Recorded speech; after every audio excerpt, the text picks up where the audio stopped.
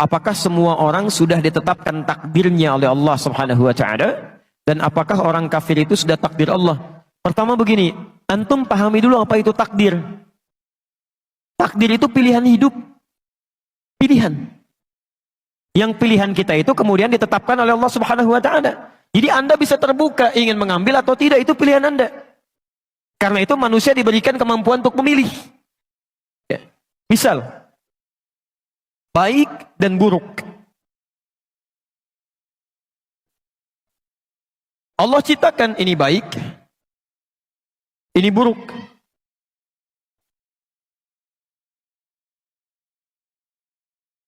Ini positif, ini negatif. Apa-apa itu dunianya. Anak-anak memang begitu ya. Kalau tidak teriak-teriak, ya jalan-jalan. Atau lompat-lompat. Yang paling aneh, orang tuanya yang teriak-teriak. Atau yang jalan-jalan. Biarkan aja itu dunianya. Cuma dikondisikan aja. Lihat sini. Allah menciptakan kebaikan dan keburukan. Yang buruk ini diciptakan bukan untuk menjadikan Anda berperilaku buruk. Bukan. Tapi untuk menguji supaya yang baik-baik ini muncul ke permukaan. Misal. Allah ciptakan sifat jujur.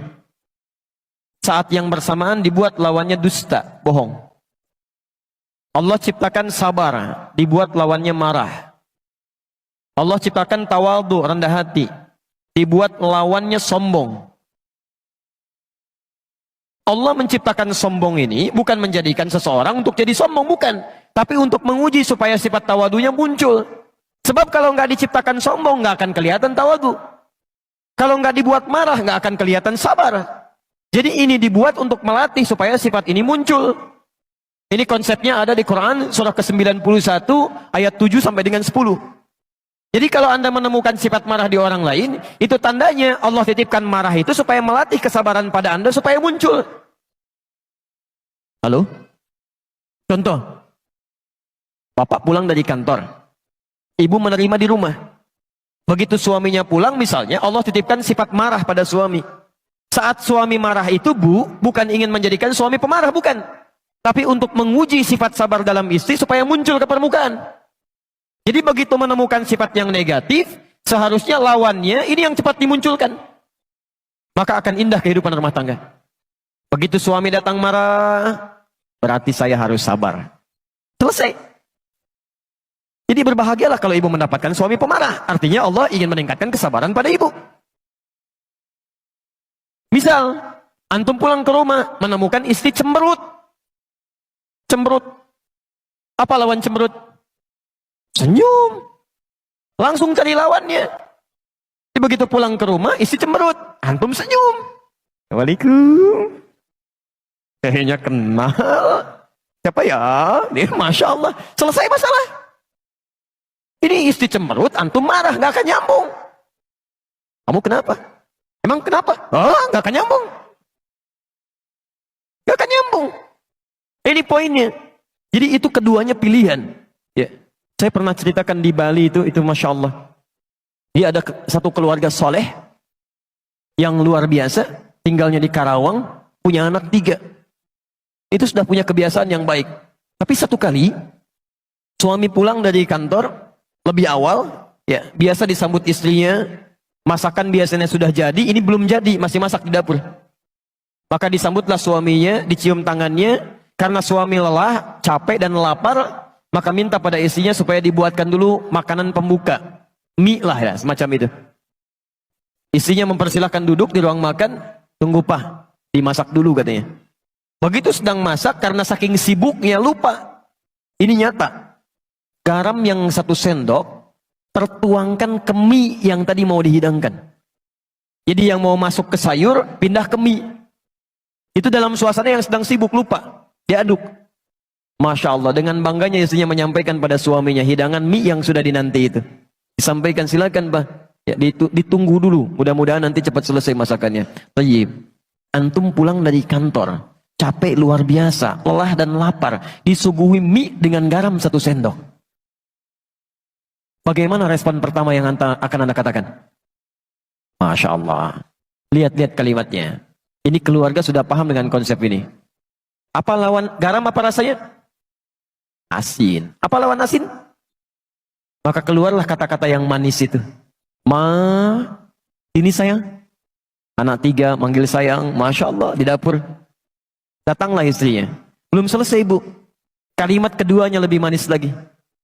Sini, duduk samping papa berdua. Belum selesai. Kalimat ketiganya, ini pamungkasnya. Helwa, Masya Allah. Sini papa suapin, jarang rasanya kita makan berdua. Manis. Nggak ada kata-kata kasar. Jarang rasanya kita makan berdua. Sini papa suapin. Istri mana yang tidak senang dengan tawaran suami? Mau disuapin lagi? Apa yang terjadi? Ketika mulai disuapi, ini nyata. Ketika disuapi, istrinya merasa ada yang tidak beres di situ. Dia tidak tertawa, tapi dia menangis, Pak. Dia turun ke lantai, dicium kaki suaminya. Dia minta maaf. Maafkan mama, Pak. Mama tidak sengaja, katanya mama tidak tahu. Apa kata suaminya? Jangan begitu, diangkat. Bapak kan cuma katakan, lama rasanya kita nggak makan berdua. Apa yang terjadi? Gara-gara garam 1 sendok yang asin ini, muncullah cinta yang sangat manis bersemi. Laparnya hilang, keduanya masak di dapur bersama-sama. Jadi kalau ada seseorang, ini dipilih yang baik tentang iman, kemudian ini kufur, dia diberikan pilihan untuk memilih apakah ingin beriman kepada Allah atau ingin ingkar dari Allah. Tapi saking sayangnya Allah tidak memberikan kepada hambanya peluang untuk menjadi buruk kecuali diberikan jalan untuk mendekat kepada Allah. Maka diturunkanlah apa yang disebut dengan hidayah. Supaya hambanya nggak salah pilih. Hidayah. Supaya nggak salah pilih. Padahal mudah bagi Allah untuk membiarkan, ayo pilih aja sana, ini pilih sini. Tidak. Saking inginnya Allah semua hambanya memilih yang baik, diberikan hidayah. Ada yang masuk lewat telinga. Azan. Apa artinya azan? Bukan, itu secara fikih. Kalau secara bahasa artinya telinga. Jamaknya udhun. Ya, maaf dari kata udhun, jamaknya azan, telinga. Jadi kalimat yang satu-satunya akan sampai kepada telinga selama masih punya pendengaran. Saya saat berada di Kairo, di Mesir selesai adzan, itu Libya adzan. Libya selesai adzan, Tunisia adzan. Tunisia selesai adzan, Maroko adzan. Maroko selesai adzan, Aljazair adzan. Nyebrang sedikit ke Spanyol, ke Perancis, ke Italia. Ternyata Masya Allah, lafaz adzan tidak pernah berhenti dalam 24 jam. Antum cek aja Selamongan sini. Jadi berhenti, sana adzan, sana adzan, sana adzan. 24 jam. Kalau itu bukan kalimat yang Allah sampaikan kepada kita, mustahil bisa ada kalimat seperti itu. 24 jam. Bukankah di situ diperkenalkan lafaz Allah? Allahu Akbar, Allahu Akbar. Bukankah diperkenalkan kalimat syahadat? Asyhadu an la ilaha illallah. Dan tidak sedikit orang mendengarkan adzan kemudian dia masuk Islam. Ada hidayah lewat pandangan. Ya, pernah ada 2 orang. 1 orang Indonesia, kedua dari luar. Kuliah di Amerika. Yang orang Indonesia ini bagus. Dia seringkali lihat acara Channel One dari Mekah. Tersambung lewat Masjidil Haram. Secara singkat 1 kali, dia sedang buka acara sholat Isya di Masjidil Haram. Ya, imamnya saat itu Syekh Sudais. Dia iseng bertanya kepada kawannya. Dia katakan, kawan, menurut kamu ada berapa orang di masjid itu? Kata non-muslim tadi, ya mungkin ribuan orang. Kata temannya, tidak, itu paling minimal 500.000 orang. Lalu dia bertanya lagi, berapa waktu yang dibutuhkan untuk menjadikan orang-orang ini bisa rapi seketika? Kata temannya tadi, paling minimal mungkin 2 pekan. Jadi dia bayangkan satu-satu dirapikan begini. Kata temannya yang muslim, saya akan tunjukkan kepada Anda. Tidak sampai 5 menit semuanya akan rapi. Temannya kaget, mustahil itu. Kata kawannya, saya tunjukkan. Begitu iqamah. Allahu Akbar, Allahu Akbar, Allahu Akbar. Yang tawaf semua berhenti. Bikin barisan rapi. Belum 1 menit. Temannya sudah bingung. Tunggu sebentar. Begitu Syekh Sudais mengatakan, istau, taqimu. Rapatkan, luruskan. Kemudian mulai bertakbir, semua takbir. Tidak ada yang diam. Tidak tahu apa yang terjadi? Teman ini langsung berkata yang non-muslim, tolong tunjukkan kepada saya bagaimana caranya masuk Islam. Karena agama ini pasti bukan rekayasa manusia. Mustahil bisa begini. Tunjukkan pada saya bagaimana caranya masuk Islam. Orang cuma nonton sholat Isya, bisa masuk Islam.